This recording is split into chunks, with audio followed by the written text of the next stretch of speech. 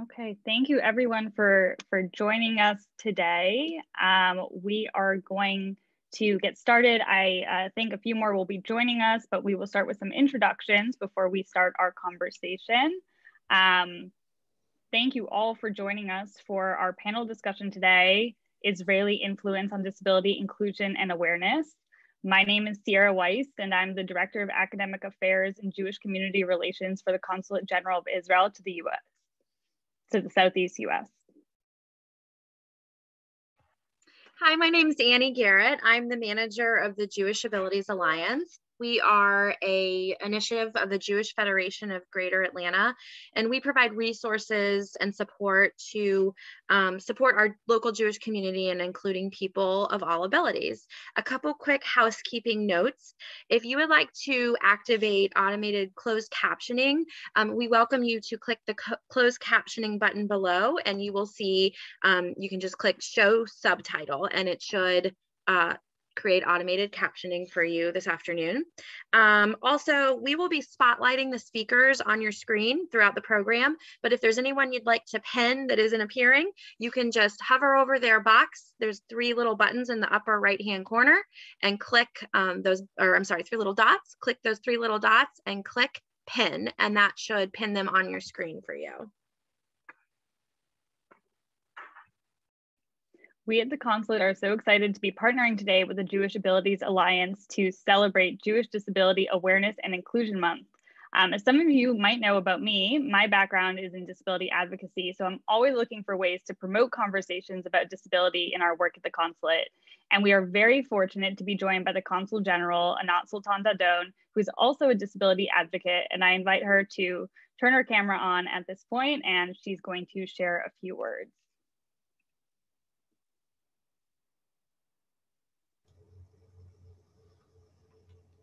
Shalom, everyone. My name is Anat Sultan Dadon, and I'm the Consul General of Israel in Atlanta. I am very proud for our consulate to be partnering with the Jewish Abilities Alliance of Greater Atlanta on this important event, as the topic of today's conversation is of great importance both to the state of Israel and to myself personally.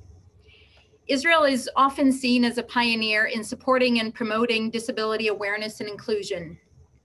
And while it's often referred to as the startup nation, it is in many ways also an impact nation, harnessing the innovative thinking and technologies towards a positive impact in different fields of society, including in the field of disabilities.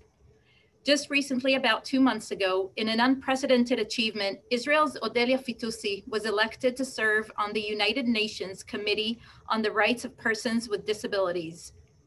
Fitoussi, who was born with muscular dystrophy, is the first Israeli selected to serve on this prestigious committee, which is among the most sought after UN expert committees, as it is the leading UN body responsible for formulating a global policy for the 182 signatory states to the Convention on the Rights of Persons with Disabilities. Fitoussi's election is a testament to her remarkable achievements and contributions, as well as to what Israel can contribute in the field of rights for people with disabilities. Personally, as a mother to 3 beautiful girls, one of them with multiple disabilities, it is a field that I am well acquainted with. As a mother and advocate for my daughter and others with disabilities, I take great pride in all that Israel has to offer in this field. Even now, during the hardship that the COVID-19 virus is presenting globally in all areas of life, I am proud to see the innovative thinking and solutions in Israel as part of the attempt to address the specific additional challenges of those with disabilities. That being said, conversations such as today's are not only a wonderful opportunity to discuss, share, and showcase all that has been achieved, they are also important in addressing what is yet to be achieved. Because as anyone dealing in this field knows, there is still much room for further progress. I look forward to hearing the discussion with the wonderful panelists who have graciously agreed to join us today. Thank you. Consul General, thank you so much. It's a distinguished honor to have you on this call today. So it's my pleasure to now welcome our wonderful panelists. Our first panelist is Devon. Joe is a serial entrepreneur who's been helping grow the Los Angeles tech ecosystem since 2008. Before Silicon Beach was a thing, he co-founded Diamond, an inclusive digital agency, and provides thought leadership as the co-founder of Global Accessibility Awareness Day. Joe is frequently found on stage as an invited speaker or as part of an expert panel. He also serves on advisory boards, including USC's IT program, nonprofit organizations, co-working spaces, and various conferences. Joe, thank you so much for joining us today. Thank you. It's an honor to join, and right on time, the leaf blowers have arrived. So if you hear some background noise, my apologies. That's okay. We can hear you clearly. I would like to welcome our next panelist, Isaac Zablocki. Isaac is the director of film programs at the Marlene Meyerson JCC in Manhattan. He attended Columbia University and went on to work at a major art house film studio. Previously, he produced and directed feature films and developed film educational programs for the Department of Education. Since 2004, Isaac has been developing film programs at the JCC, including the Reelabilities Film Festival, the largest disability film festival in the world, the Israel Film Center, including the acclaimed Other Israel Film Festival, which focuses on Arab and minority populations in Israel, and Cinematters, New York Social Justice Film Festival. Welcome, Isaac. Thank you for being with us today. Thank you for having me. And our final panelist is joining us directly from Israel. Michal Rimon is the CEO of Access Israel. Prior to joining Access Israel, Michal was the spokesperson for Ambassador Dor Gold and Dr. Yehuda Lankri at the Israeli Mission to the United Nations. Michal received her law degree from the Hebrew University in Jerusalem, Israel, and has an MBA from Ziklan Business School in Weiss. In 2007, Michal joined Access Israel as general counsel and represented the organization in the legislation process at the Israeli House of Parliament. In the past 7 years as the CEO, Michal has been leading the international relations of the organization, which has successfully created and led an international network of experts and leaders from all over the world promoting accessibility and inclusion for all. Michal gives lectures around the world to share Access Israel's know-how and expertise gathered in the last 2 decades. Thank you so much for joining us, Michal. Thank you. My pleasure and honor. Wow, what an incredible panel of leaders in the field of disability inclusion and advocacy that we have with us today. Thank you all for making the time to be with us. And thank you to everyone in the audience who has joined us today for this conversation. So throughout this discussion, feel free to ask any questions you might have using the Q&A feature below. At the bottom of your screen, you'll see Q&A. And you can also wait until later in the conversation and you can raise your hand. You'll see another little button that says raise hand and we'll see your hand pop up. And we will take as many questions as we can given the time we have at the end of the program. So thank you guys so much. Now to get the conversation started, I wanted to ask you all a question that I always ask new acquaintances in this field. Disability advocacy and inclusion is, and everyone seems to have a very different path that led them to it. So I wanted to ask each of you to briefly share how you became involved in the field of disability inclusion and advocacy. Sure, I guess I'll start. My first introduction was a video by Victor Tsaran, who is blind. He was working at Yahoo and he was displaying on a video how he used a screen reader to read the homepage of Yahoo. And as a developer, it really blew me away because I always was on the bleeding edge of technology and I never heard of a screen reader, and just the technology itself was just incredible. And I felt, oh my God, why don't other developers, I should say, I doubt that other developers know about it because I don't. And I was always thinking we need to do something more in order to bring awareness to it. And then a few years later, it really came home to me because my father, who survived the concentration camps, spoke 10 languages, was just a Talmud Chacham, an incredible man, started to lose his vision. He started to lose his hearing. and banking became really impossible for him. And the solution should have been online. You should be able to do online banking and work it all out. Unfortunately, the bank was inaccessible and it got me upset. So I wrote a blog post proposing that we create Global Accessibility Awareness Day dedicated to bringing awareness of making digital products accessible to people with disabilities. There were probably like 10 people that ever saw my blog post until that day. And amazingly, it went viral to the point that we now have a Twitter reach of 200 million users on the hashtag every year. And I could give you a long list of things that just bring chills down my spine, but I'll just end with one. The very bank that was inaccessible, I never mentioned their name publicly, in year 3, they wrote us an email saying that they are celebrating it internally. Please don't publicize it, but they know that their accessibility is really bad and they're trying to improve the accessibility and they're using the day in order to do so. So I've never had that kind of impact on an organization, let alone by just writing a blog post. So that was my kind of crazy introduction. Michal, do you want to go? Great, thank you very much. Well, I'm, you know, I thought I don't really know anybody with disability. It was about them, you know, not me. But at a certain point, I really wanted to go into the NGO world in Israel, get to know them. And a friend recommended that I go and meet Yuval Wagner. Yuval is the guy that established Access Israel 21 years ago. And when I came to him, I came as a lawyer. I was the first general counsel of the organization. And to tell you the truth, I came only for 2 years. I just wanted, you know, to learn how an NGO works and then start doing my thing. Well, that was 13 and a half years ago. I'm still here. I still wake up every single morning, you know, with a smile on my face and loving what I do and understanding and feeling lucky that I'm able to improve lives, which is basically what I do here. I can share with you that my first day, I didn't really think that I'm going to stay. For me, it was very difficult. I'm a very sensitive person, and the first encounter I had when I came to the office was an amazing, really a great guy that because of a sickness in his childhood was without his legs and without most of his fingers. He was the IT guy. And when he wanted to come and really, you know, see if the computer is working, and he jumped on the table and started, you know, moving and fixing it, that was very natural for him, for me not.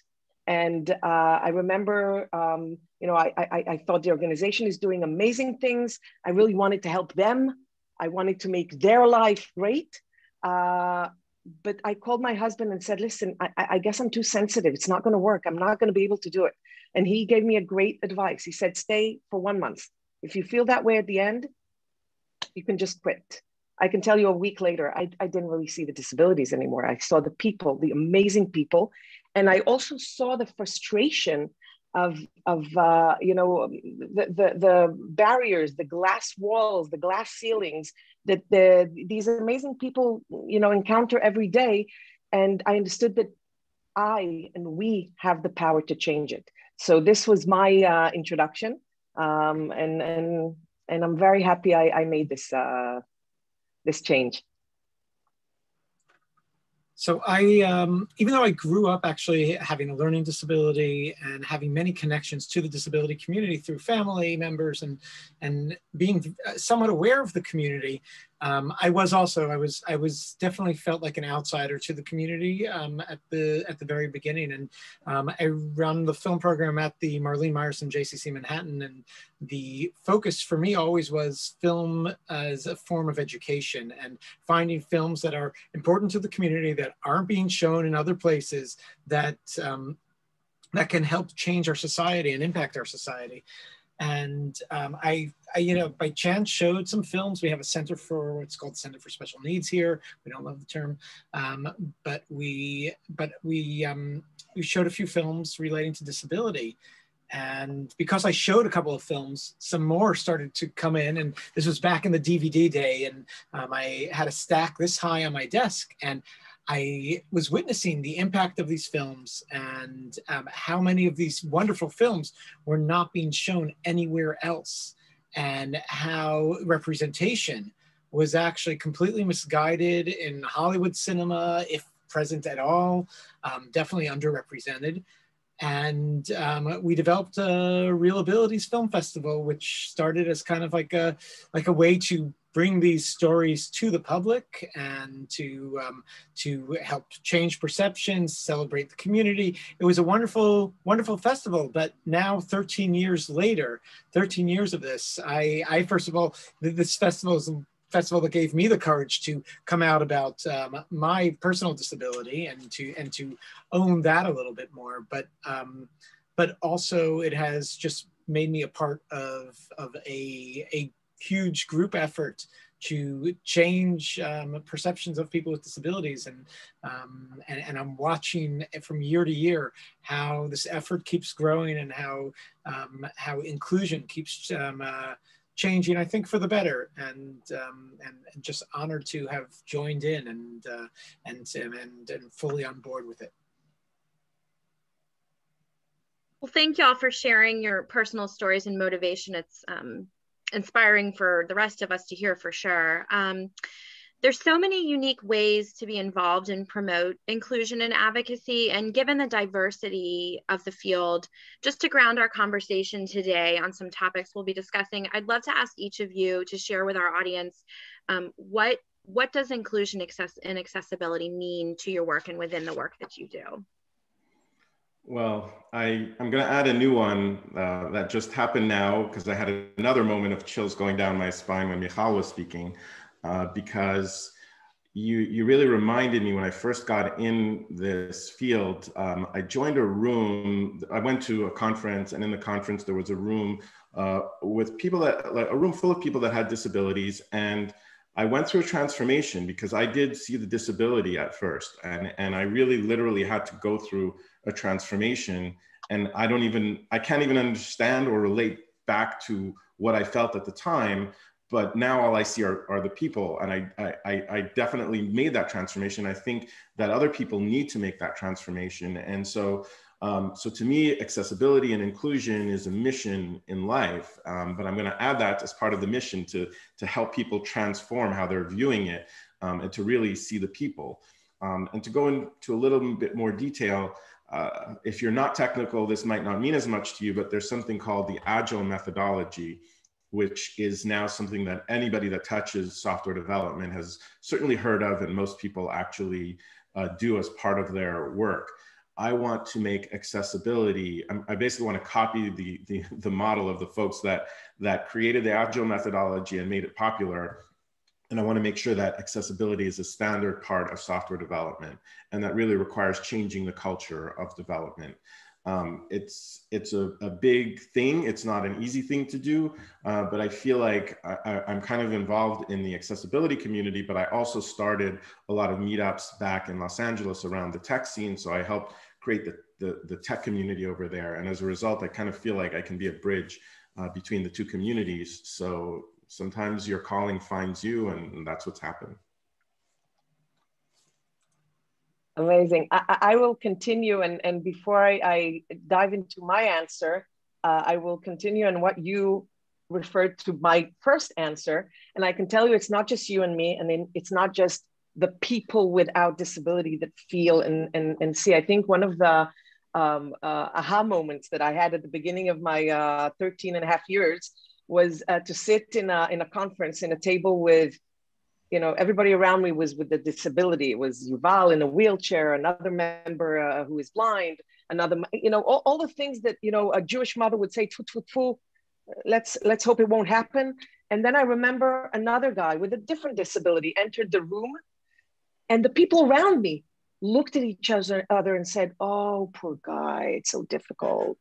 How is he doing it? Oh, poor thing. Exactly the same things that we are now fighting that people won't look and say about the others.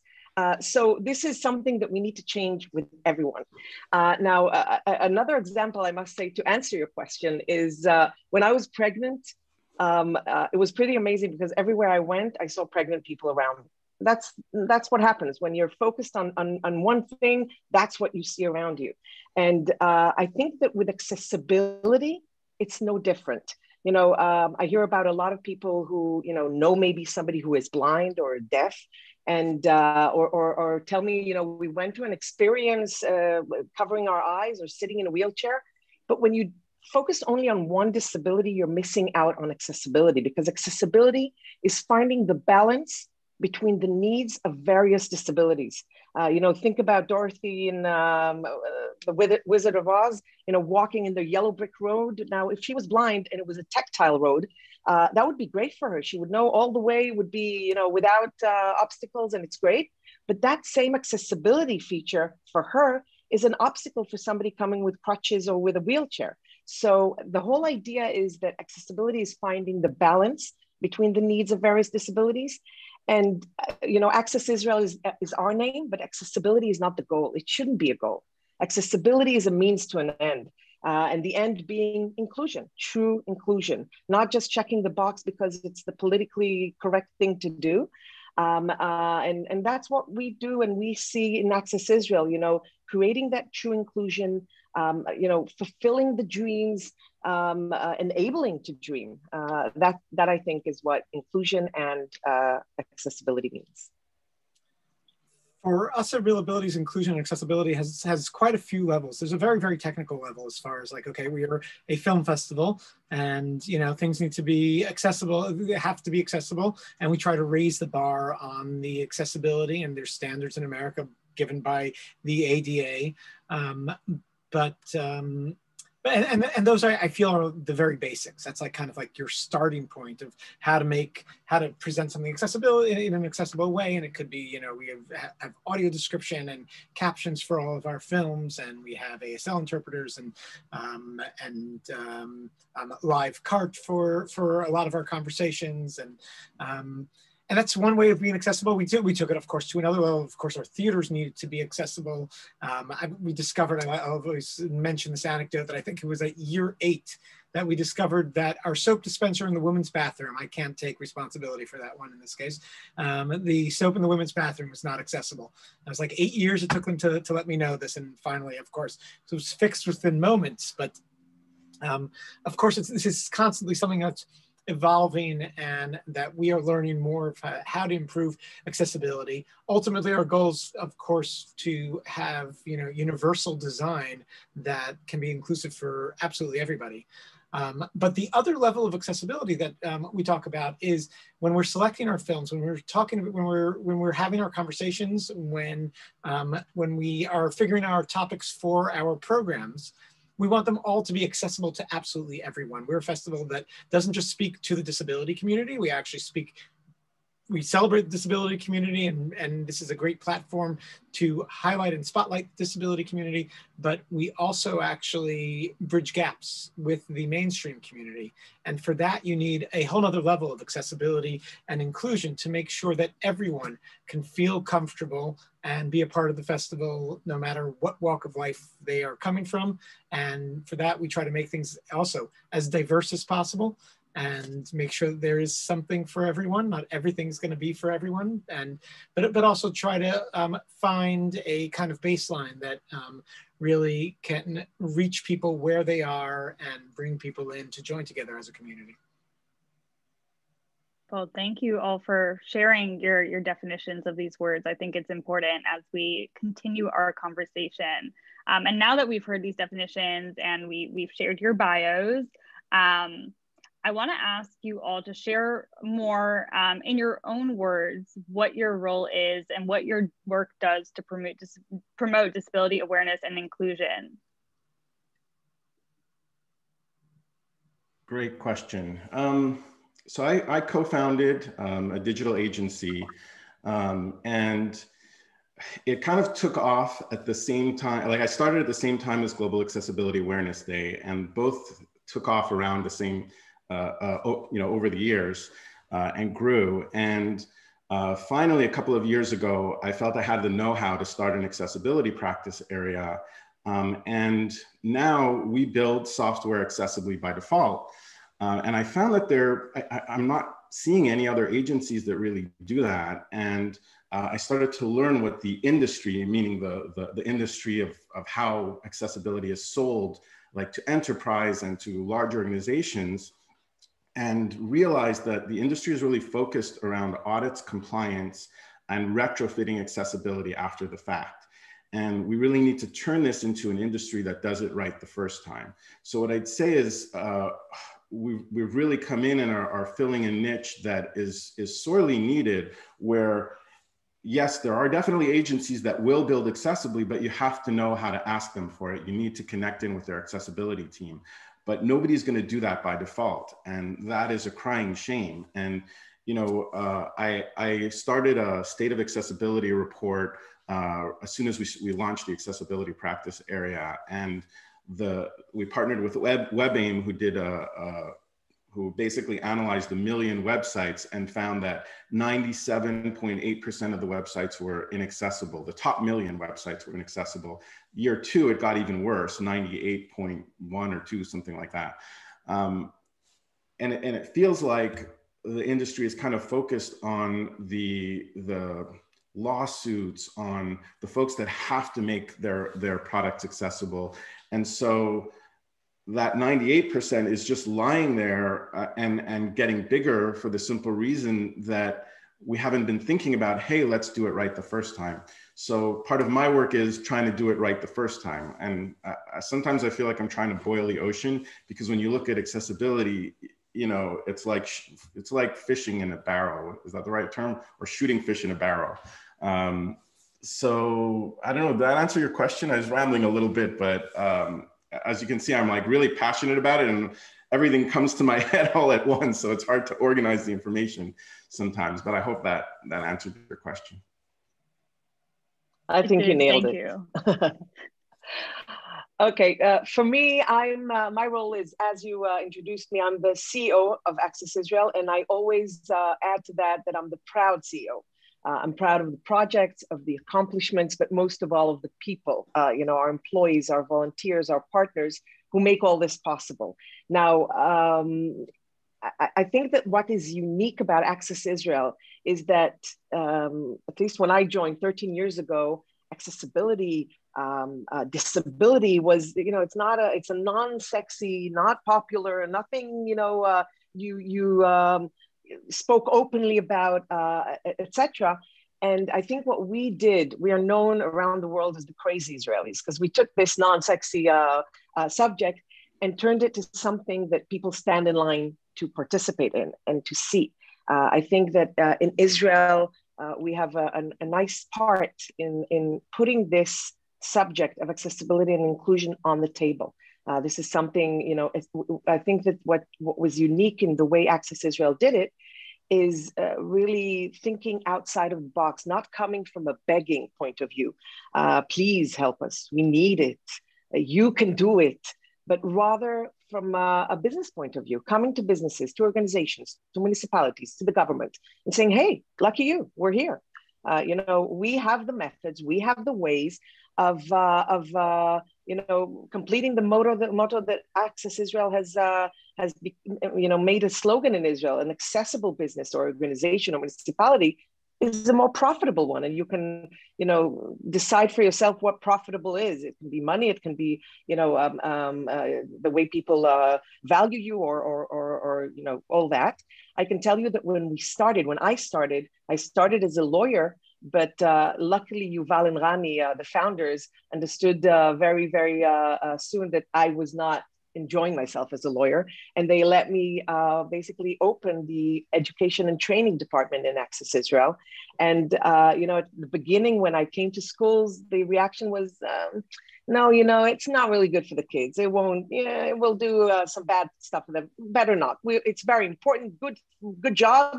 Continue, not here. And today schools are lining up and businesses are lining up, and they really want and understand the importance of doing it. So I think that's something that we did. And I will just finish by saying that, you know, the whole methodology of Access Israel is combining 4 major things. It's awareness, raising awareness with campaigns, with activities. It's legislation, because, you know, eventually, at least, I don't know how how it is in the US in that aspect. But in Israel, you need a law for people to really, do that. And implementation. We have award-winning methods.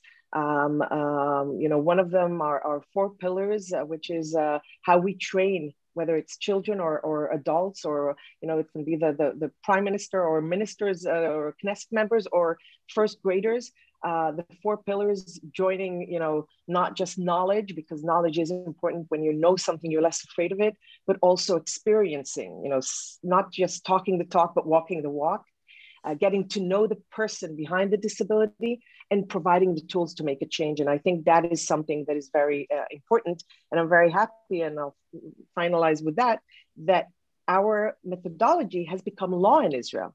Israel is the only country in the world where by law, every service provider, not just public service, has to go through annual training in order to make sure that your service is accessible, and at least once to do the walking as we do it, the experience. So I think that is a great thing. So Reelabilities, 30 years ago, the ADA passed and the legal changes happened in America, but, and this has influenced the world in many positive ways, but the cultural change is something that actually we know has to follow these legal changes in any one of these, social justice movements.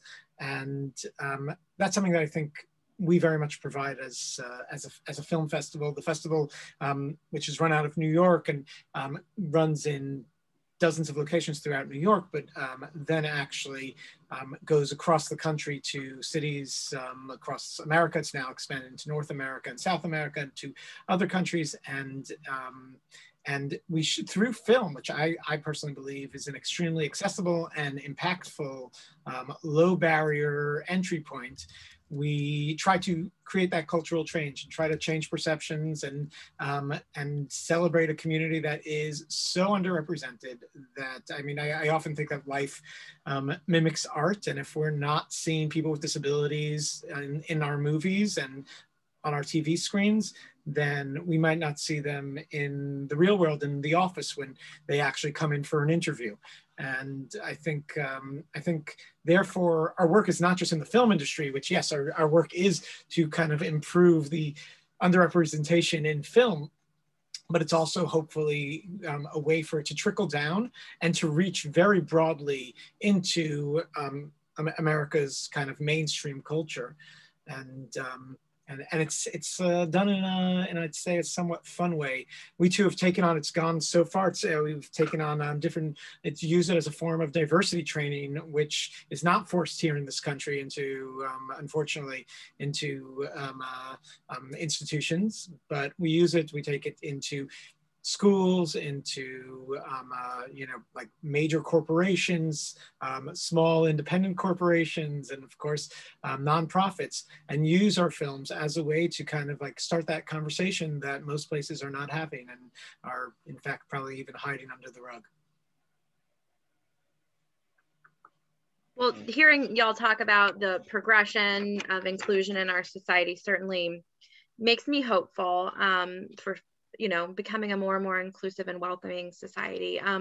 And as the Consul General shared in her remarks, she commented on how progressive inclusion is in Israel and how programming is there. And Michal, you commented on this, and you're welcome to build more on it. But Isaac and Joe, I'm curious, how does the progression of inclusion and services in Israel affect your work, and in what ways have you connected with it?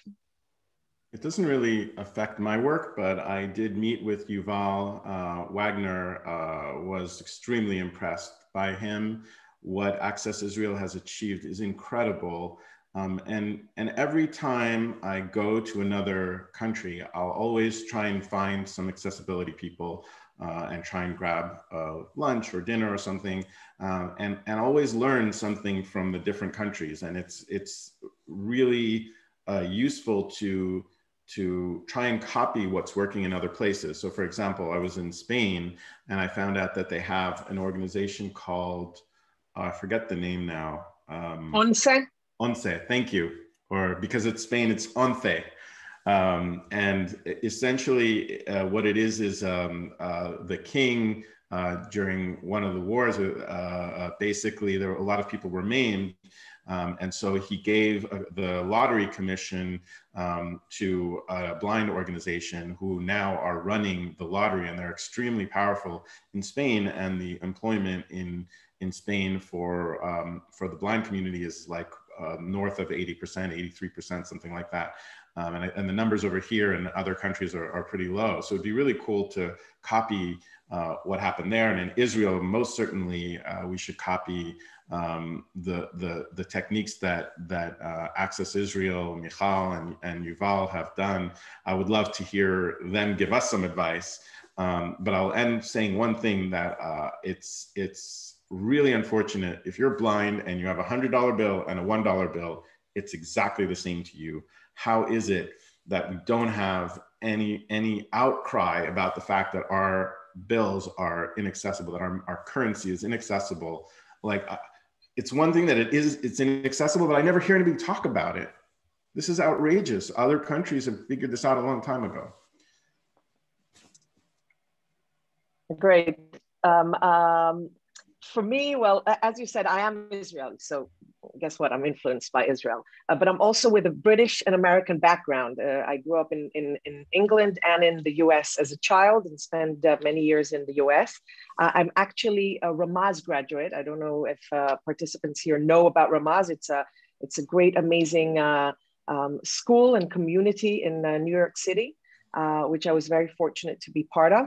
And I'm a proud Ramaz graduate. And I can tell you that when I was in my senior year, one of the members of our community, Alan Brown, broke his neck in a surfing accident while he was on vacation. Now, I didn't really know Alan, but I remember the effect it had on the community. I remember everybody talking that it's like the end of the world for him. He's paralyzed from the neck down. Well, it definitely is a change in the world for him. But it most definitely doesn't have to be the end. Now, 30 years later, and this is a great story, 30 years later, I met Alan. I came as the CEO of Access Israel to meet the commissioner of New York City, Victor Khaleesi, who is now already a great friend of mine. And, Victor brought somebody via the telephone while we were in a meeting, and he participated in the discussion. And those two were like at each other's throat with jokes and with teasing each other. And I remember that when I left the meeting, I said, oh my God, I feel like I'm back in my Ramaz days. And one of the ladies there said, what are you talking about Ramaz? Alan, that you just met in the meeting, is from Ramaz. And then everything, came together, and I understood this is the same Alan that in many cases probably influenced my life. I won't be surprised if me joining Access Israel had something to do with the effect that his injury had on me. Now, the amazing thing is we immediately connected and we spoke. And then I was amazed that Alan told me that since his bar mitzvah, he didn't come to Israel. And of course, now with the disability, he probably will never be able to. And I thought for a second and said, hey, what do you think I'm doing for the last 13 years? I mean, of course you can come. The idea of what Access Israel and what Israel is doing is we enable, enable to dream and enable to fulfill dreams. And I can tell you that Alan not only came to Israel, he came to Israel for a 2-week trip, had an amazing time. I'm not saying everything is accessible in Israel. We have a lot of work still to do, but it is possible. And the ripple effect is that Alan, along with Jamie Lassner, who is, I think, also here on our event today, they established Friends of Access Israel. And the ripple effect continues, making sure these dreams will continue. And I think that what I take from Israel, the chutzpah, the entrepreneurship head, the thinking out of the box, all these things together, and I totally agree with Joe, had taught me not just to learn from other countries, but share what I am doing well, and really, join hands, and the network that we have created together. And I totally consider Isaac and Joe part of this network. Includes more than 80 countries, 2,500 people, experts, people who really want this mission to succeed. So that's my part of this. have to say I grew up in Israel, and of course, I think part of what drives me to this field in general comes from my Jewish and Israeli background, and I think there are wonderful values within our culture that definitely I think reflect very positively on disabilities. But I say this carefully and with respect and with love for everything, that I think our community has a long way to go. And I think the Jewish communities specifically, and even Access Israel does amazing work. But apart from Access Israel in Israel, there's a long way to go as far as inclusion and the way we really treat and value people with disabilities, and how that all comes across. And I think, you know, never for a moment should we be compliant with everything that's being done, and know that there's really a lot that still needs to change. Complacent. Thank you all. That's the word I meant. Thank you. That is very interesting insight for our audience. And given the mix of ties you all have to Israel, and then also accessibility and inclusion work in other countries, most of our audience is based in the United States. And I'm wondering if you can each share just brief insights on how you think the US is doing in this field, and how it compares to other countries where you have each done work. I would say the U.S. definitely has a lot of work to do, and in a lot of ways it leads, particularly in the field that I'm in, of building software. We can't hire enough accessibility experts. They don't exist. In our company, we don't even look for that in a programmer. We hire somebody and kind of train them up. So the reason for that is that the laws are not clear yet. So we do have the ADA, but it was passed, I think, in '92, and it was before the web was really ubiquitous. So there was a little bit of legal uncertainty as to whether it applies to mobile apps and websites. And the result of that, even though the courts have been ruling in favor of it, the law is not strong enough. I do believe that it's coming very soon, and we'll probably see something in the next year or two. And what really has to happen is the laws need to be strengthened. The FTC needs to clarify that the Americans with Disabilities Act applies to digital products, and that the WCAG, which is the Web Content Accessibility Guidelines, are the standard to follow. And then it's going to be very similar to architecture. If you're an architect today, you cannot graduate without knowing that you have to build ramps and that you have to build all these physical accessibility features. The exact same thing is going to happen as soon as this guidance comes from the FTC, and perhaps some strengthening of the laws. It's going to be a complete shift. The entire industry will change overnight, and that's going to have ripple effects on the rest of the world.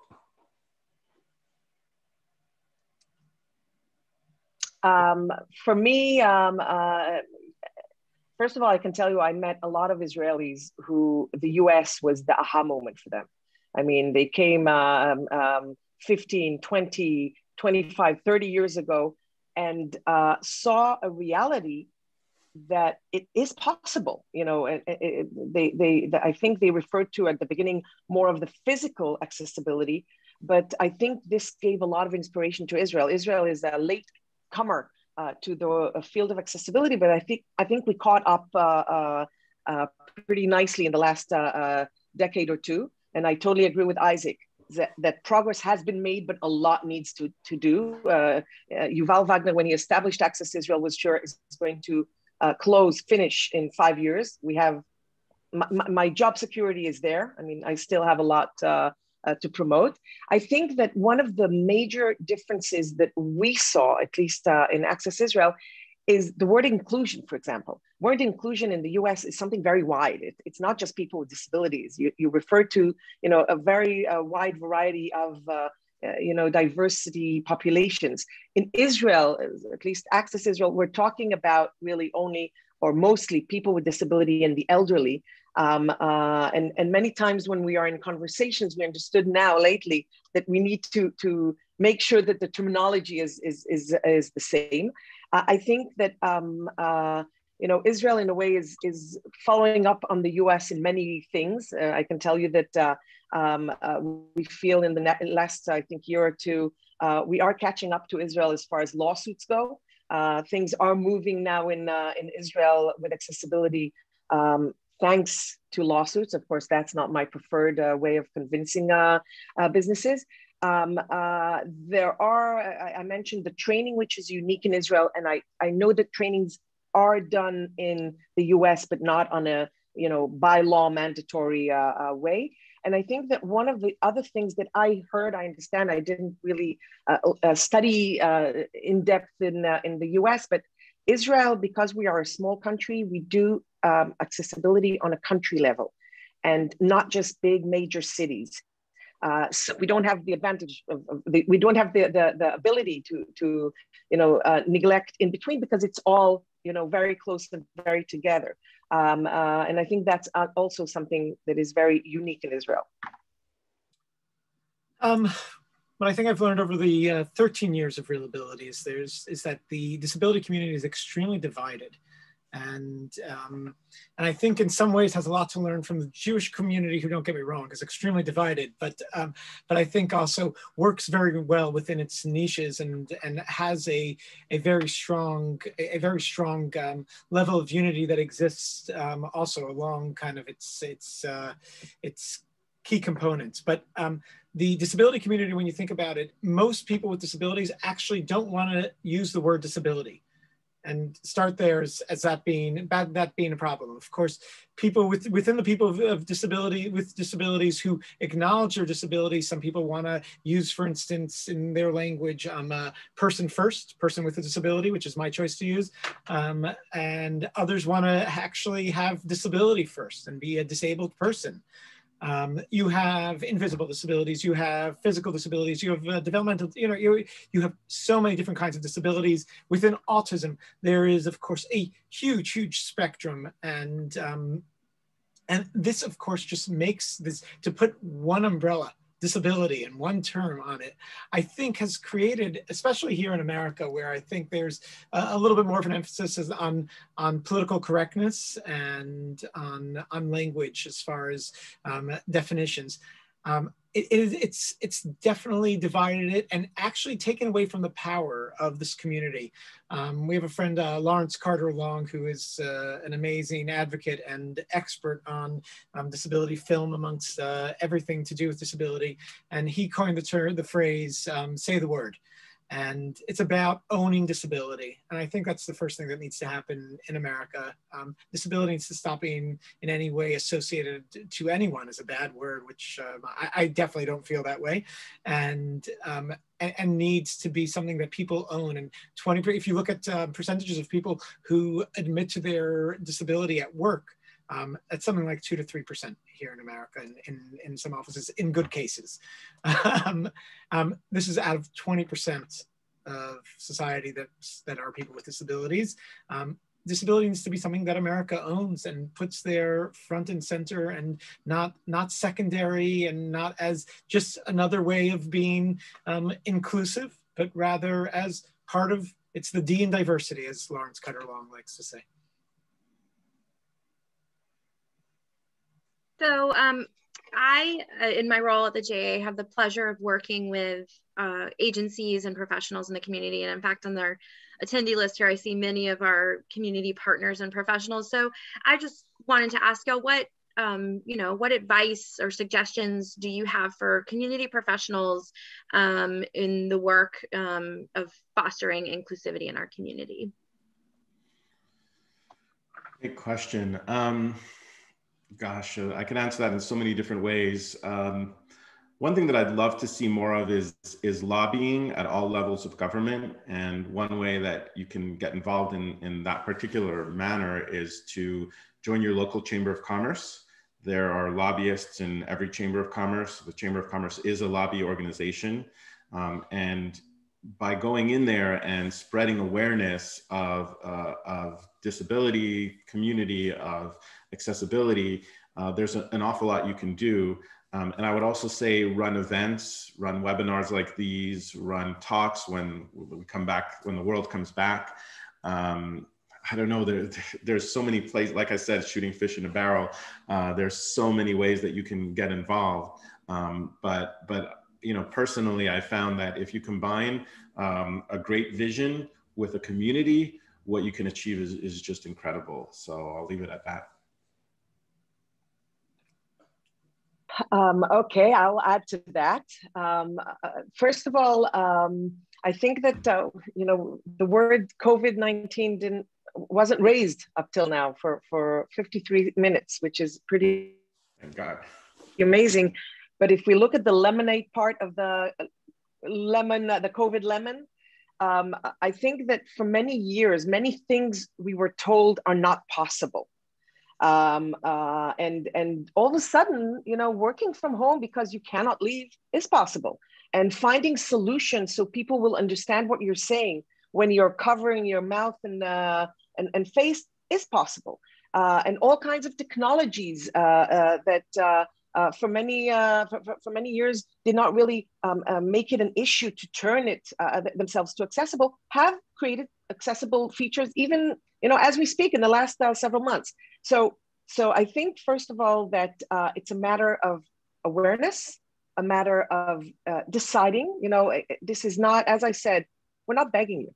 This is, you have to understand, you know, if we're talking about employment that Isaac referred to, I'm very proud to have more than 50% of my employees, people with disabilities, all types of disabilities. And it's an honor and a great diverse place to work in. But in order to, you know, we always say putting the seeds of inclusion or accessibility in the ground is not enough. You have to make sure the ground is nourished and watered. And this is something you have to make sure you do. I think an important part of it is communication. Talk to the people. Don't be paternalistic. Don't think that you know best, even if your intentions are really, really good. Set expectations. You know, I heard an amazing, I led a session last week about inclusive employment, and I heard an amazing quote from one of our instructors saying that when he came to an interview, what annoyed him the most was two reactions that he received. Either they spoke to him as a child, "Are you okay? Do you need anything?" Or the other ones were, "Oh my God, you're so amazing," because he was able to move from the table to the coffee machine. So he said, "Stop treating me as a child. Stop treating me as a superhero. I am a person." By the way, he can be a very annoying person and a very obnoxious person, or an amazing, incredible, kind person. But I think that if you're asking for suggestions on how to, you know, make inclusivity, this is it. Look at the people, listen to the people, give them opportunities to communicate with you, and understand that you're not doing them a favor, because guys, the statistics are us. Our mothers, our fathers, our children, you know, us at the age of 99, and I wish everybody long life. Trust me, we'll go, not run, for the elevator and the ramp, and we won't hear so well. So this is investing in our future. Michal, these are exactly the kind of movies we like to have at Reelabilities, the ones that actually portray disability, not the way we've seen it in Hollywood, which are, you know, they're either good guys or bad guys or subjects of pity, but rather, you know, just people like everyone else. With that, I'll be even further self-promoting and say that Atlanta used to have a Reelabilities Film Festival, and it's a great way.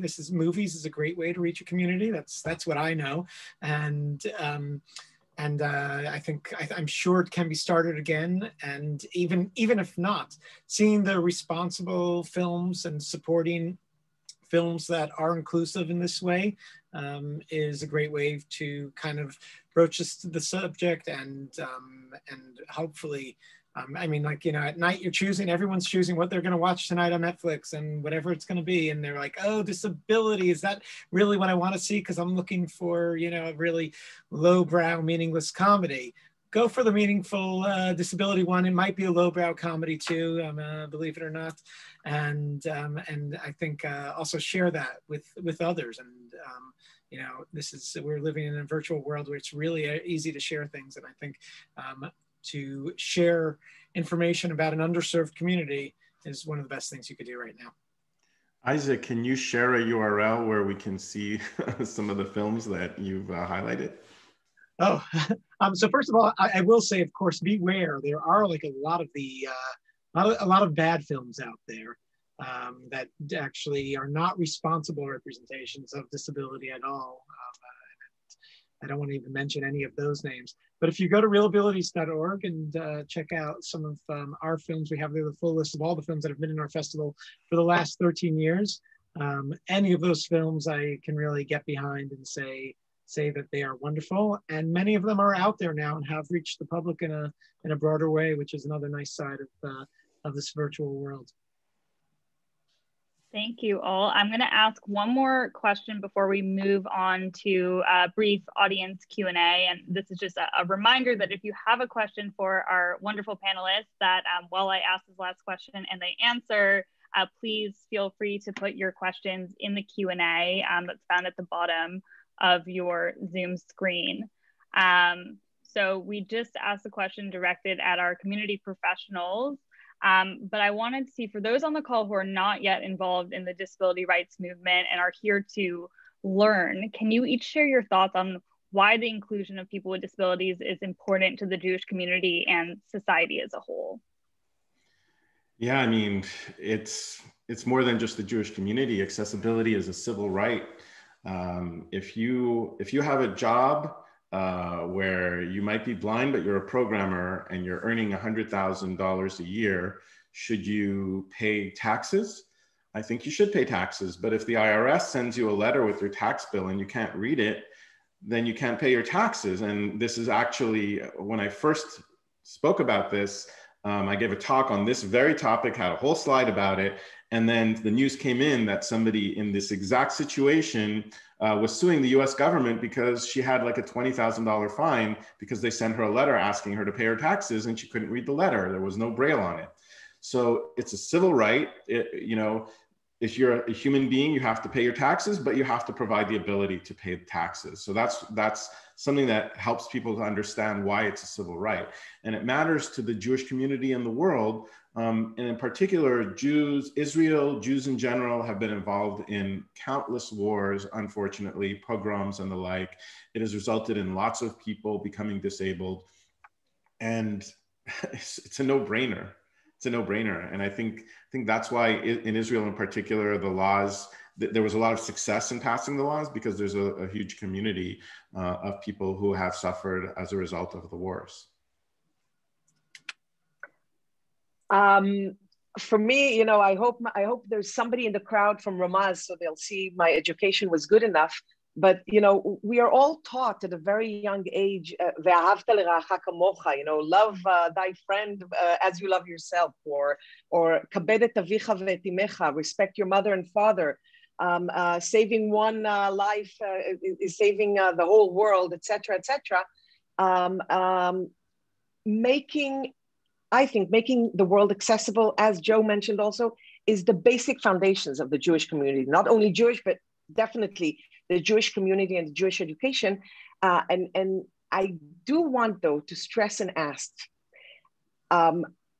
when was the last time, you know, many times we know that it's the right thing to do, but we aren't aware that we're not doing it, because we might, you know, there's a lot of talk about inclusive education and inclusive employment and technologies, etc. But I'd love to know from the audience, how many shuls here, how many congregations have taken the time to take all the blind or visually disabled people in their congregation and give them a tour of the Beit Knesset, of the synagogue, give them you know, audio description of what is going on when the Torah closet is opening.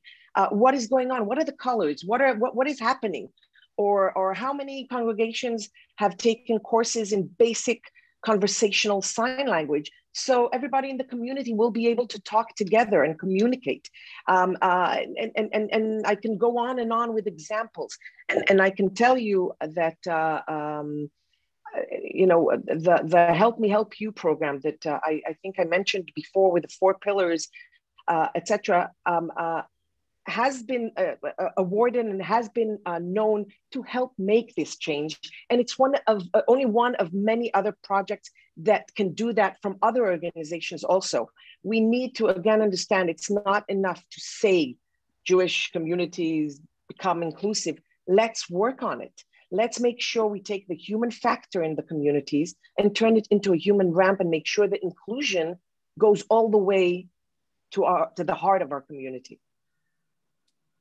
I'll throw one more out there that Michal didn't mention, which is that we were all created in the image of God, and that's kind of been one of the concepts behind I think what is the humanity of it all, and why there's a certain respect for all human beings as they were created. Within Judaism. But as I was saying before, I think Judaism is quite imperfect. And actually, if you look back further and go to, I'm sure Michal knows the sources also in other directions, that Judaism is not always perfect when it comes to inclusivity in general, and specifically disability. There's a lot of problems within both the Orthodox community and beyond. I'll say in modern Judaism, of course, we've definitely embraced these concepts of social justice as part of our tikkun olam, as it's been put into that umbrella.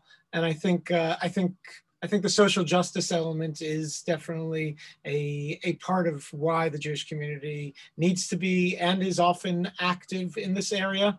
And I'd like to see more parts of the Jewish community actually getting involved and being more active as far as human rights in general, but also for diversity and inclusion, and in the area of disability all the more so. Thank you all. I'm very tempted to end our conversation on that note, because those were such beautiful summaries of the conversation we had today, and a really great call to action for our audience. But we do have one question in the Q&A that I do want to ask all of you, and I'll summarize. The audience member mentioned that we've talked a lot about accessibility for visible disabilities, and is wondering if you can share a little bit about in your work what you do, if anything, to promote accessibility and the understanding of those with invisible disabilities. Great question. It's funny. It's hard to answer that in a way because of the invisible disabilities, and you really shouldn't be asking people if they have a disability. It's also against the law. So I have a great story to tell, but I can't tell it to you because of this very reason. So it's a little frustrating in that respect, but at the same time, it's a great lesson. It's hard to talk about because you can't use the examples, but at the same time, it's part of the conversation. It's part of everything that we do. And there is so much to know when it comes to the field of accessibility. And this is just another one of those things that you need to explain. And I think part of that too is that you'll hear some statistics where people will say, I think it's the WHO said that there's 1 billion people with disabilities. So do I consider myself as having a disability? I don't identify that way, but I have clouds over my eyes that are, as you get older, you get all these things that block you. So for me, when I'm talking, I get like 2 layers of clouds going this way and that way and this way. And like, you just have to move your eyes around in order to see clearly. Is that an invisible disability? Probably, right? Are there plenty of others? Are there people who have disabilities that may not even be aware that they have disabilities? Absolutely. So the WHO actually quietly, if you dig deep, you'll see that they mention that there are 2 people that have 2 billion people that have visual impairments. So that 1 billion figure isn't really true. Nobody really has the proper figure when you include invisible disabilities, but it's probably really, really high and should be part of the conversation in terms of, hey, this is a business opportunity. I probably shouldn't talk about this, but I will anyway. We had a client who was really difficult and insisted to remove accessibility features from the app that we were building. And one of the team members just was tired of hearing it constantly, removed it. And then the next day he's like, we have a bug, the app isn't working. And it turned out that he was older, and in his app, he had an accessibility feature to be able to zoom in and zoom out. And that was what he asked to remove from the app. And then he said, no, put it back. And he has an invisible disability. He doesn't view it as having an invisible disability, but he has it, and it affected him. And it was the business case, right? So there you have it. Totally. Well, first of all, when I was mentioning the 50% employees with disabilities, all disabilities, I meant all disabilities. It's both those who are visible and those who are not. And in all our activities, trainings, etc., this is part of it. I'm again reminding you what I said at the beginning. Accessibility is finding the balance between the needs of various disabilities, all of them, whether you see them or you don't. Now, I can tell you that one of the interesting questions that many times our instructors with disabilities are asked, what is better, to see your disability or not to see your disability? And I can tell you that it's a very personal question, and the answers can be surprising. There are those who think it's the best thing to show the disability, because then you won't be bugged with questions or raising eyebrows at why you need special treatment or whatever. And others say, no, I don't want the stigma, and I want people not to know that I have a disability. So I think that part of the awareness, the education has to be, whether it's the general public or in the employment or in the education, it has to be to include basically references to all disabilities. I can tell you that I read somewhere that during this Corona time, there's an increase of many percentages. I don't remember the exact percentage of people needing captioning. Again, people that maybe in the day-to-day pre-Corona time didn't consider, just like the example Joe said, didn't consider themselves with the disability or needing accessibility. And now all of a sudden they do, even though they're not showing it. And one last example that I will share with you guys,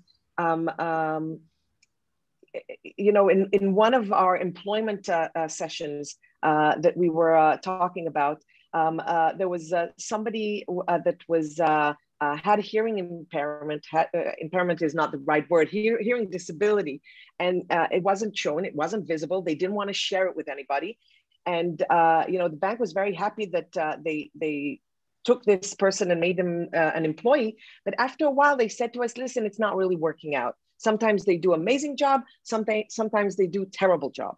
And when we looked into it, it turns out that the manager of that employee chews gum. And now when you're a person who doesn't talk about your disability, it's not visible, people don't know about it, and you're trying to read lips and somebody is chewing gum, you don't really understand what they're saying. So again, when we're talking about these disabilities, it's something that has to be referred to, has to be talked about, has to be trained on, again, the seeds and the nourishing and the watering has to go for all disabilities. And it's definitely a great question, and it's important to be said. I think I gave my speech already on how diverse the disability community is and how divided it can be and how important it is to own disability. So I'll just add to that we're actually, I think a big part of it is also branding. Branding is very important. Somehow wheelchair became the brand of disability. And disability seating has to do with only wheelchair, not necessarily if you have a different disability. And you have to look. You can't even have an electric wheelchair. It's a very specific kind of wheelchair, which is funny. So maybe that's something that needs to be reinvented and revisited: is how we brand disability and how we talk about disability within our community in a more open way. So it's not just associated with, I mean, like the three specific, like, you know, I think it's like the wheelchair sign, the sign language sign, and the Braille sign and the sign language sign. Yeah, those I think are the three that get all the attention, when obviously this is a much more diverse area that we're dealing with. Well, thank you guys so much. This was amazing. At this point, I'm gonna pass it to Sierra to wrap things up, but did want to do a very quick little plug. The GAA is hosting a screening of the documentary 6,000 in Waiting next Wednesday, the 24th at 7 p.m. It's about the 6,000 plus people on the waiting list for Medicaid funding here in Georgia for critical daily living needs. We certainly will follow up with information with that to you all, but we would love to invite you all to share it with your networks and to join us for to learn some more about these really important topics. And so thank you all so much. And with that, I'll just pass it to Sierra to wrap up. Great, thank you, Annie. It has been a pleasure working with the GAA and Annie and Lisa also, who you can't see, but who has been here with us helping with tech, for putting on this amazing program. Thank you to the Consul General for her remarks, and thank you, a very big thank you to Joe, Isaac, and Michal for making this such a meaningful conversation. And a special thank you also to Kelly, our ASL interpreter, who has been with us this whole time. We will be converting this video into a link that will be shared on Facebook, and we will share with all of you, so you can also share this conversation with anyone you know who might be interested, who is not able to join us today. But thank you all for participating and helping us celebrate Jewish Disability Awareness and Inclusion Month. Thank you so much. Thank you. Thank you. Bye. Thank you all.